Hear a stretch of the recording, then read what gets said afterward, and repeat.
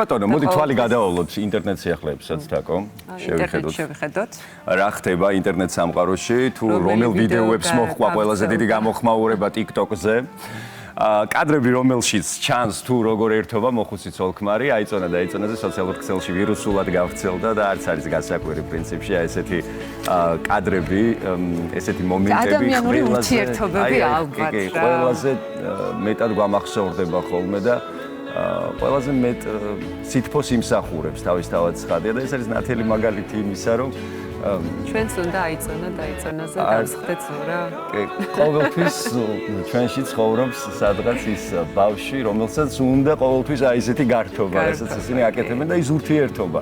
აი ეს არის ალბათ ყველაზე მნიშვნელოვანი. ვიდეოებია, რომელიც გამორიცხულია, თვალი მოუკრა ხოლმე და იმ მომენტალურად ღიმილმა არ გამირბინოს ხოლმე სახეზე.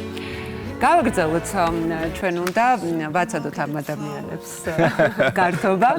TikTok-ის ერთ-ერთმა მომხმარებელმა სახელად Edwin-მა გამომწერებს Ed Sheeran-ის სიმღერის სახელწოდებით Supermarket Flowers მისეული ვერსია შესთავაზა და მოკლედ აი ამ შესრულებამ ძალიან დიდი მოწონება დაიმსახურა. მოდი ჩვენც მოვისმინოთ ახლა ეს ვერსია, ვნახოთ. Pour the old ginger beer down the sink. Dad always told me, don't you cry when you're down. But Mum, there's a tear every time that I blink. საინტერესო ვერსია. პილი გემრიელი. შემდეგ ვიდეოზე გადავინაცვლოთ. ნახოთ Ed Sheeran-ი ნახავს თუ არა, იმიტომ რომ ხშირია ხოლმე, როდესაც ვირუსულად გავრცელდება ხოლმე რომელიმე კონკრეტული ვიდეო და შემდეგ უკვე ავტორები ეხმაურებიან ხოლმე ამ ყველაფერს დიდი სიამაყით. საქართველოშიც ან cover ვერსია შეუსრულებიათ ასე შემდეგ გამოხმაურებიან და მას მოყოლია მთელი ამბავი. ცეკვა ძაღლებსაც რომ არაჩვეულებრივად გამოსდით, ამაში კიდევ ერთხელ დავწუნდებით. როდესაც TikTok-ზე გავრცელებულ ამ ვიდეოს ნახავთ, რომელსაც ახლა უყურებთ, კადრებში ჩანს თუ როგორ პარტნიორობას უწევს ცეკვისას ქალს ოთხფეხა მეგობარი.